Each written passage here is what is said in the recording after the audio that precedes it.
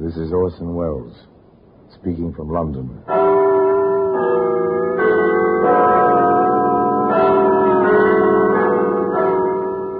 The Black Museum. Here, in the grim stone structure on the Thames, which houses Scotland Yard, is a warehouse of homicide. A warehouse where everyday objects, a tallow candle, for example, a mounted cat, an andiron, all are touched by murder.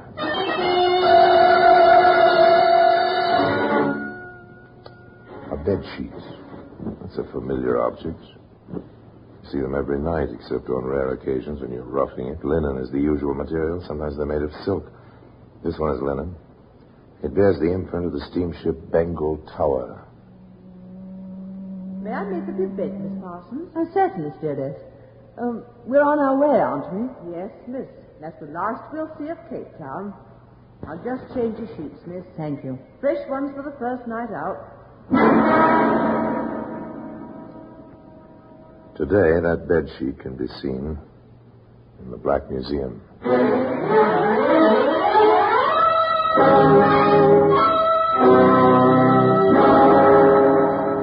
From the annals of the Criminal Investigation Department of the London Police, we bring you the dramatic stories of the crimes recorded by the objects in Scotland Yard's Gallery of Death, the Black Museum.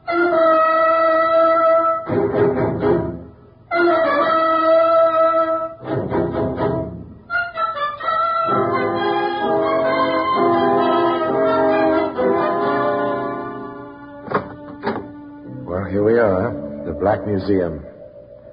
Scotland Yard's very special, very particular museum of murder.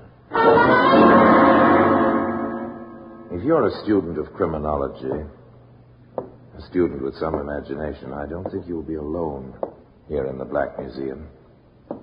Each small card, meant solely to identify crime and criminal, will bring to life for you a sinister ghost, and you'll walk here attended simultaneously by killer and killed. Here's a long-necked chemist's flask. It was meant to hold life-giving medicine, but somebody intervened. There was acid in this flask. A few pellets dropped in, dissolved. The flask was smoky with lethal vapor. Sleeping man died. Here's a bicycle made for fun, but notice the wheels, the crumpled spokes, crushed tires. A girl rode this bike downhill, and a wire was stretched across the roadway. Here we are, the sheet. A common, everyday bed sheet, stamped in one corner, SS Bengal Tower. That's a luxury liner on the route between Cape Town and Southampton. It's a nice ship, and a voyage to enjoy, particularly when you're young and homeward bound. Natalie Parsons was young and homeward bound, and very lovely. The first night out, there were two gentlemen friends to dance attendance.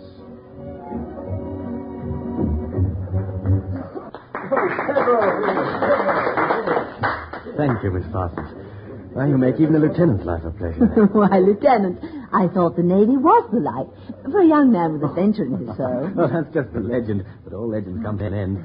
Just like the dancing tonight. Mr. Morrow holding the fort at our table all alone. Let's be nice to him, Lieutenant. I hear he knows the captain of our ship. The dancing was over in the main salon. The orchestra retired for the night. High above the brilliantly illuminated decks on the dim, binnacle-lighted bridge, Captain Booth had his own thoughts as he paced away his watch. Ought to be all right. Full passenger list, decent crew, engines in good shape, ship all squared away, topside and below. You never know. That's the worry and the fascination of it. You never know. No, Captain. You never know, do you? You never know. But such thoughts are ridiculous. Look at the three people at that table near the bar in the first-class lounge this minute. The Parsons girl. Actress, the passenger list says. The naval lieutenant. What was his name? Jeff Hennessy, that's it. And Noel Morrow. Past middle age, but quite distinguished. Heavy stockholder in the line which owns your Bengal Tower. Nice people having a fine time. And this, gentlemen, concludes our performance for this evening. Oh, but it's early yet, Miss Parsons. Well, I'm not used to the sea air, Lieutenant. I'm tired, so I'm going to bed. And thank you both for a lovely first night at sea. May I see you to your cabin? Hold on, I claim that privilege. You danced with her all evening, son. Now it's my turn. Oh, don't fight, gentlemen. Well, not the first night out, anyway. I think we'll accede to Nerser's tonight, Jeff. He has some basis to his claim, you know. There you are, young fellow. Well, I surrender. There's plenty of time in Southampton. And lots of moonlight. Yes, plenty of time for fun and enjoyment and even playing at love as the great ship knifes through the tropic seas northward, homeward bound. So Noah Morrow walks Natalie Parsons to her cabin and returns to the bar for a nightcap with Lieutenant Jeff Hennessy. To Natalie, a nice girl. I'll think to that. A fine talent, I hear. Yes, I saw in a play in Johannesburg, Three-Cornered Moon. Huh? Very amusing. That's so. I never heard of it. Still, I'm glad I heard of Natalie Parsons. Nice girl. Good looking, too. Yes, all of that and more. Well, here's to a pleasant voyage. Two gentlemen converse over whiskey and soda and then repair to their respective quarters and fall asleep. 2 a.m. 4 bells. On the bridge, the watch is changing. First officer reporting relieving, sir. Thank you, Mr. Forsyth. We're making 15 knots. Course 348. All quite below. Thank you, sir. I took the liberty of checking before I came topside. The watchmen are ringing their stations, sir. Stewards and stewardesses turn in, sir. Very well, mister. Take over. Carry on. North-northeast, roughly is the course. The ship moves on. The captain goes to his cabin. First Officer Forsyth and the quartermaster stand to on the bridge. All quiet. Below on B deck, the watchman makes his rounds.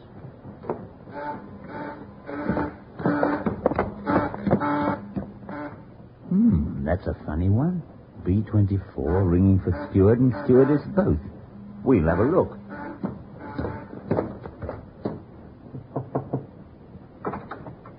What is it, man? Is something wrong, sir? Nothing's wrong, why? Both your buzzers are ringing, sir. For your steward and stewardess both. There must be a mistake. Everything here is fine. The watchman is puzzled. He goes back. The buzzers have stopped. He checks the cabin list. B-24. Miss Natalie Parsons. He hesitates back to the cabin or up to the bridge. Was it a mistake he chose the bridge? What is it, Peter? B-24, the ladies' cabin. A single occupied, Mr. Forsyth. Is it now? Buzzers was ringing. I answered. A man came to the door. All I did see of him was his trouser leg and shoe. Black, both of them. Well, strange things can happen on shipboard on a cruise like this, you know. You just go on with your rounds and fill out your report when you go off watch. Yes, sir. Very well, sir. In a few moments, I'll go below and check. I want to make sure. Meet me at B-24 at 5 bells. Aye, sir. Thank you, sir. Strange things do happen on shipboard, even without tropic seas and a voyage home. Quite strange things. 5 bells. 2:30. First Officer Forsyth, with Watchman Petrie at his elbow, knocked discreetly on the door to B-24.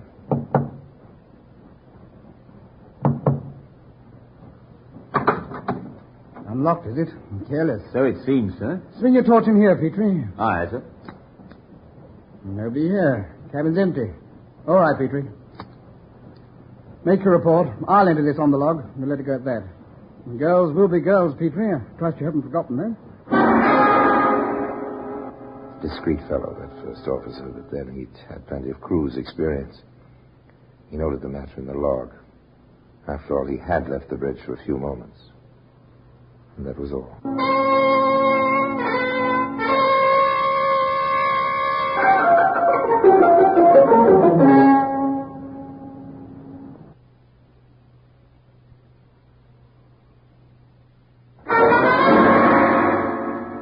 Now, it happens that one of the duties of the first officer is to call the roll at boat drill.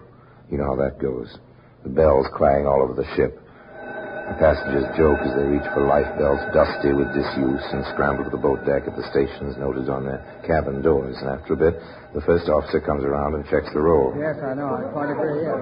Answer to your names, please, ladies and gentlemen. This is the boat station for cabins B-18 to B-45. All passengers and crew assigned here will answer. Mr. Ainsworth? Here. Alan Birch? Here, sir. Miss Lawrence? Yeah? Mr. Leary? Present. Nancy Meadows? Yes, sir. Major Norton? Yeah. Miss Parsons? Miss Parsons. Miss Parsons. The first officer reported to Captain Booth. Captain Booth thought it might be courteous if Miss Parsons were under the weather to pay her a courtesy call. Captain knocked.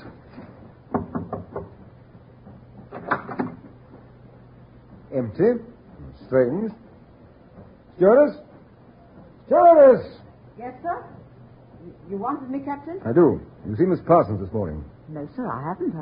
It's a little queer, rather. How so? Well, she wasn't at boat drill either, sir, and her night things are missing. You laid them out last night, did you? Yes, sir. Pretty things, too. Just right for her. But not a sign of them this morning, and stains all over the sheet. How's that? Where? Here, sir. Sort of red and a few black ones, sir. Streaks like. I see. Just a moment. There are times when I'm glad first-class cabins have telephones. This is the captain speaking. I want Dr. Stout in B-24 at once. Thank you. You don't think something's happened, do you, sir? She's such a nice girl. That's what everyone says. Funny goings-on in here last night. Watchman's report, a log. Notice anything else peculiar here this morning, stewardess? Well, yes, sir. When I came in to straighten up. First off, I noticed the porthole, sir. Swinging open it was, all by itself. I fastened it before anything, sir. Yes, that's right. You called for me, Captain? Yes, Doctor. Take a look at the stains on that sheet, will you? Right. All right, stewardess, you can go, but stay on call. Yes, sir, I'll be right outside. And send in the watchman. Yes, sir. Well, Doctor? These are probably lipstick. The other red spots, they look like blood, I'm afraid. I'll tell better after I've run a test. The black marks beat me. Not a very pleasant prospect. Blood on the sheet and an open porthole. Watchman Petrie, Captain. Ah, yes. Don't go, Doctor. See here, Petrie. This man you reported speaking to last night. Did you see his face? Sorry, sir, I didn't. Only his trouser and one shoe, like I told Mr. Forsyth. I see. It's too bad. What about his voice? It was muffled, sir, by the door. But he did have, a kind of accent, sir. What kind? American? Welsh? Scots? Irish? If anything, it was Scotch, sir. All right. Dismissed. Thank you, sir. Well, Doctor? I don't like the looks of it. I'd seal this cabin and notify owners if I were you. I'll do that and more. This is the captain. Give me the bridge. Watch officer, please. Hello, Mr. Matson, Captain Booth here. I want a complete search of the ship at once for a passenger. Natalie Parsons. Crow's Nest to Block Hole. And, put the ship about, mister. We're going back on a sea search as well. Calculate our position at 4 bells this morning. I'll be topside directly. We're not going to find her alive, you know, Doctor. But we've got to have a look. I know. If this girl went through that porthole alive, the sharks have got her by now. If she went through dead, we have a murderer aboard. As I said before, not a very pleasant prospect, Doctor. No, it didn't look so pleasant. An empty cabin. An open porthole. And blood on the sheet. And I'd remind you that sheet today can be seen in the Black Museum.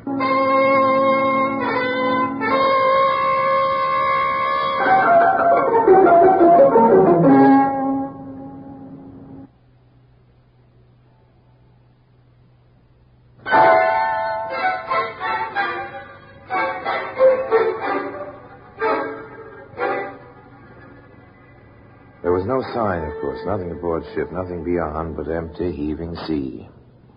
The Bengal Tower slowed at the position she'd sailed through the night before. She circled, while anxious eyes scanned the surface of the water. They saw nothing. Nothing but the sea. Then the captain said quietly, Engine room? All engines ahead. Full speed. Aye, aye, sir. and presently the wireless room crackled with the sound of a coded message. Master Bengal Tower to Indian Mail Steamship Company, Southampton. Advised disappearance early morning 18th. Passenger Natalie Parsons, Cape Town to Southampton. Circumstances puzzling. Making all possible inquiries. Inform Southampton CID. Will report further development. Signed, Booth. Back in his quarters, Captain Booth sent for the two men last known to have seen the missing girl. Sit down, gentlemen. May I offer you a drink? No, thank you. I assume you know that Miss Parsons is presumed lost at sea. Tragic. Lovely girl. Great talent. Ship is buzzing with it, sir. Why should a girl like that, with the whole world before her, commit suicide? Why, indeed, Lieutenant. That's one reason I asked you here. Did either of you gentlemen notice any signs of depression about her that evening? Why, everything seemed to indicate the exact contrary. Don't you agree, Heresy? Absolutely. We danced almost every dance. She was as happy as anybody could be. She did get tired. Mr. Morrow took her below. To her cabin, Mr. Morrow? Yes, we said good night at the door, and I rejoined the lieutenant for a nightcap. I see. And neither of you gentlemen have anything to add, have you, gentlemen? Neither of them did. But in Southampton, the Criminal Investigation Department did have a few items to add. All right, Hobson. What's the report on this Parsons girl? Well, exactly what she said she was, Inspector. Actress. Mm-hmm. Apparently quite well accepted in Joburg. There's plenty of men at the stage door, so to speak. Age, 25. Never a touch of scandal. 2 points. Yeah? She was in the Army Intelligence during the war. Had languages. Good actress. Quite a help. Oh, possibly in Secret Service nowadays. No, I called the special branch on that. Positively no. She's back in civil life completely. Oh, well, that's a possible theory down the drain. Yes, sir. Well, you had 2 points, Sergeant. Yes, sir. The other is, she said she left Joburg for a theatre job here. Well, there's no sign of it, sir. No manager in England has signed her, though some of them knew the name. Oh, we'll keep after that. Oh, how about the passenger and crew list? Anyone familiar? No, not a criminal record in the lot. And we've checked all 368 of them. All right, Sergeant. We'll keep after that theatre job angle. Meanwhile, alert the technicians and the harbour police. We'll be going aboard that ship before the pilot takes her over. The ship with the sealed cabin drew nearer to home. Somehow the festive quality of a voyage home was missing. Tension settled over the Bengal Tower, from the bridge to the boiler room. At long, long last, the anchor dropped into Southampton water. The passengers gathered to watch for the pilot boat. That's no pilot boat, is it, Heresy? Police launch. I expected as much. Funny. Dance with a girl, you know her for 8-10 hours out of your life. She stays with you. It happened, son. She was a lovely thing. Don't fall in love with a ghost. You wind up rather lonely, you know. Thanks. I'll remember that. Quite a few of them coming aboard. Yes, we're in for the going over, apparently. The captain spoke to the passengers and crew over the public address system. Ladies and gentlemen, as you know, representatives of the Southampton police have come aboard to proceed with the necessary inquiry into the tragic disappearance of one of our fellow passengers. Until this inquiry has run its course, it will be necessary to lie off and not to proceed ashore. Your cooperation will be greatly appreciated, and I'm sure you realize that all which can be done is being done to place you ashore as soon as possible. Thank you. I wish them luck. How I wish them luck. On B-deck, Inspector Rice took over from a greatly relieved Captain Booth. No time was wasted. Set up a lab in the ship's pharmacy. Get at those stains. Compare them with the girl's lipstick and get the blood type. And find out what's in those black markings. Yes, sir. Now strip the bed and go through things top to bottom. Now, I want to talk to the watchman, the stewardess. And from what you say, Captain, the man in here that night had a Scots accent. That's correct. Well, how many Scotsmen aboard? Have you checked that? We have. 26, Inspector. 18 passengers, 8 in the crew. Oh, very good, sir. You have been thorough. Now, you, I take it, are the watchmen. They worked quickly, but they worked thoroughly. The watchman and the stewardesses reasserted their statements to the captain with one addition. Oh, yes, sir. I cleaned the cabin thoroughly. Wiped everything. That was too bad. No chance now for fingerprints. In the improvised laboratory in the ship's pharmacy, they did better. The lipstick stains match the lipstick in her luggage exactly, sir. The blood type on that spotted sheet? Type O, sir. The girl's army record gives the same type. Meanwhile, information arrived from ashore. She had a job waiting for her, Inspector, at the Abbey Theatre in Dublin, sir. And then the police chemist came up with a long-awaited answer. The black streaks on the sheet, sir. Lamp black wax and petroleum oil. That's shoe polish. But there's a trace of silver polish mixed in, sir. Ah, now we've got something, Hobson. Yes, sir, but what? Well, who'd get silver polish on his boots aboard ship, Sergeant? Well, it's a weird combination, sir. A ship steward, Hobson. A steward with a Scots accent. Now, let's see the captain, shall we?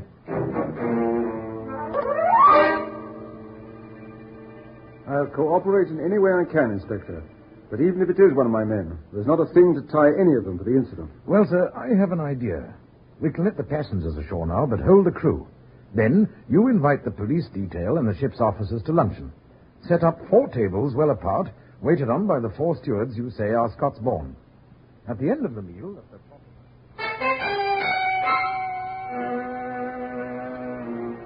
Thank you, steward. I will have some more coffee. Now, as I was saying, gentlemen, it's practically over. That one fingerprint on the glass of the porthole will hang the man. No question about it. They always forget something, make at least one silly mistake. There'll be a ship's mechanic from our harbor police aboard in a minute.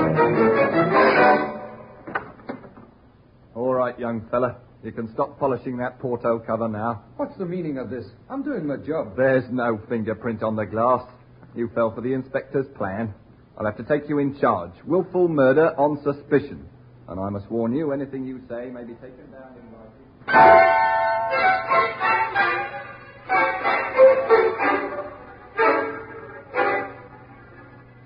They smoked him out all right, but he refused to give in without a struggle. It was interesting to watch his mind work as they questioned him. You're Alan Birch.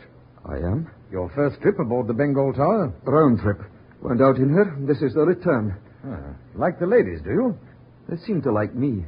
Ever had any trouble with one before? No, never. What do you mean, before? Your forearms, Birch, and your neck, all scratched. No dame ever scratched me. Oh, where did you get them, then? Ship's cat. I tried to pet her. She let me have it. It won't wash, Birch. No cat's claws ever scratched like that. Ship's doctor will certify to that. And those scratches aren't old enough to have happened ashore. All right, then. It was a woman. Huh? A stewardess. Which one? I'm not saying. She'd lose her job. Nonsense. Who are you protecting, Birch? Nobody. Stop it, Birch. You're only making it harder for yourself. You were on duty for that cabin, among others. She rang. From the watchman's story, the buzzer was stuck. But you didn't realize it until he knocked on the door and spoke to you. You went to B-24, forced your way in, attacked the girl, and when she resisted, you killed her and pushed her through that porthole. Wasn't that the way it was, Birch? I never attacked nobody. We say you did. There's blood on the sheet. Her blood. We'll find it on your clothes, too. I never attacked her. We had a date. After she ditched the 2 jokers she was dancing and drinking with. Be careful what you say, Birch. It's all being taken down and may be used in evidence. I'm telling the truth. I didn't kill her. I was waiting in the cabin like she said. When she came in, she changed her mind or something. She tried to push me out. I don't take that from no woman. I grabbed her. She fell against me. She was foaming at the mouth in a sort of fit. She collapsed. I put her on the bed, tried to give her artificial respiration. That's how the black got on the sheet, maybe. Yeah, probably. Go on, Bert. When that fool Petrie came to the door, I lost my head. She looked dead. I didn't know what. I locked the door. I couldn't find no heartbeat. Nothing. I figured Petrie would report to the bridge. I picked her up and pushed her out of the porthole. Why did you decide to tell this tale, Bert? Because you'd pin it on me anyway. I know coppers. So better than have yous cook it up, you got it my way. I didn't kill nobody here. I didn't kill nobody. Stanley Birch had told his story. Not a very good story. For there, in contradiction, was the testimony and evidence, including that blood-stained bed sheet, which you can see today in the Black Museum. Orson Welles will be back with you in just a moment. Stuart Birch was a ladies' man. There was no doubt about that after the evidence was in. The jury had little doubt either. They convicted Mr. Birch of first-degree murder, despite his protestations, and despite the fact that for the first time in 200 years, a jury had been given a homicide case without a corpus delicti. This was a major aspect of the case. A very interesting one, I think. And further, just after the conviction, the House of Commons suspended the death penalty in England. As for Stuart Birch, you'll find him spending the rest of his natural life in Dartmoor prison.